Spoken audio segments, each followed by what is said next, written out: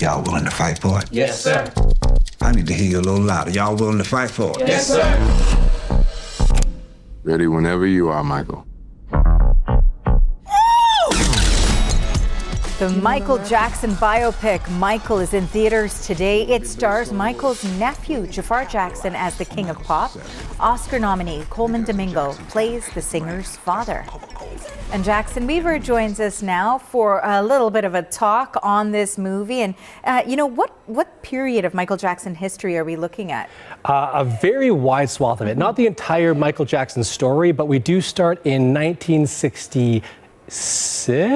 Earlier on, when he's 8 years old, starting out with the Jackson 5, he is being taught and also a little bit in this film we see abused by his father, Joe Jackson, who's trying to make stars out of his many children. And then from there we get about 4 or 5 different jumps, maybe more than those, going over into the heights of his career decades later. Now, what this really does focus on is the music. Of course, a music biopic, we're going to focus on those songs, but with the back catalog of Michael Jackson, of the back catalog of the Jackson 5, this is stuffed with those songs, and they really take the driver's seat over a narrative focus, really. There is a strong kind of analysis of Joe Jackson as kind of the driving taskmaster, but more so you're here for the music. So how has the blueprint of this story sort of shifted during the course of the production of it? Because as you've mentioned here, there are so many different angles to the life of Michael Jackson to cover. Yes, I mean, as I mentioned, they're set up there. This is mostly about the music. That wasn't initially entirely the case. Now, this is directed by Antoine Fuqua, who made Training Day, Emancipation with Will Smith not too long ago.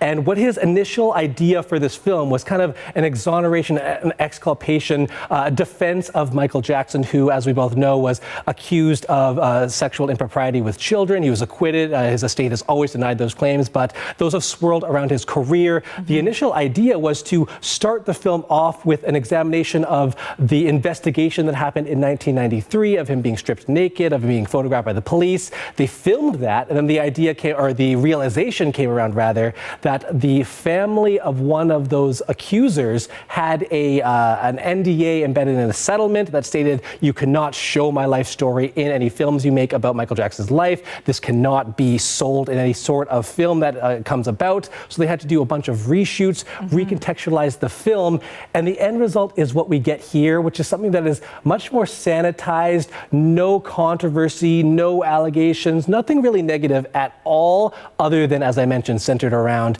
the father, the patriarch, Joe Jackson, played by Colman Domingo in this film, as you see there. Okay, so sort of a little bit of a refocus of the film was necessary.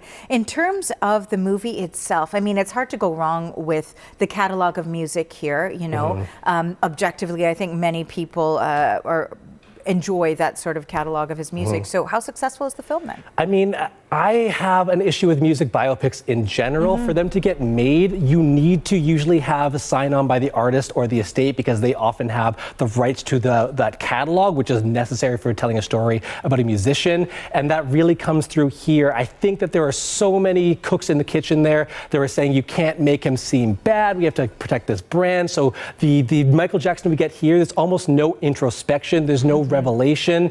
Many things aren't really real, and as of course we have mentioned, those allegations that were such a big part of his life are not even addressed, they're not even hinted at really. So it does stay very surface. We get a lot of great music, but one of the things that I also want to see in a music biopic is the actor singing. This is a mix of lip syncing and a mixture of the voice of Jaafar Jackson, who is Michael Jackson's nephew, and Michael Jackson's actual recordings.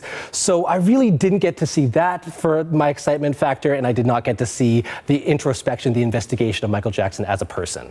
Right, and that is an important part of the story too. Okay, so at the end of the day, what did you think? What's your rating? I was really waffling, and this comes as somebody who does not like music biopics. We have my rating. Why don't we take a look at what I gave it?